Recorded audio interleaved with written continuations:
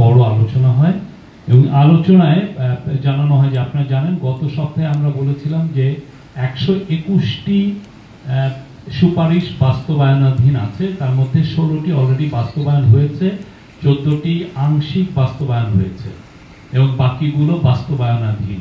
তো আজকে আরো জানানো হয় যে আরো 246টা অতি গুরুত্ব 246টা আশুকরণীয় রিফর্ম আরো এসছে, এগুলো বাস্তবায়নাধীন, এটা জানানো হয় ক্যাবিনেটকে। মোট হচ্ছে তাহলে দাঁড়ালো হলো 367টা।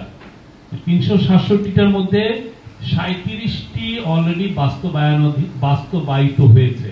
আমরা আপনাদেরকে একটু পরে এই প্রেস কনফারেন্সের পরে এটা লিস্টটা আপনাদেরকে আমরা শেয়ার করব।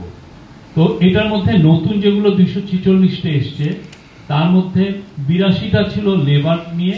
আজকে লেবার যিনি অ্যাডভাইজার ব্রিগেডিয়ার সাফায়াত হোসেন উনি জানিয়েছেন যে তার 82টার মধ্যে অনেকগুলোই খুবই ফাইনাল পর্যায়ে আছে বাস্তবায়নের, কিছু কিছু অলরেডি বাস্তবায়িত হয়েছে।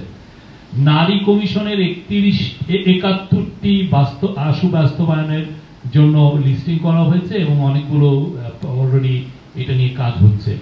এলজিআরডির 37টি, হেলথের 33টি এবং ইনফরমেশনের 23টি মোট।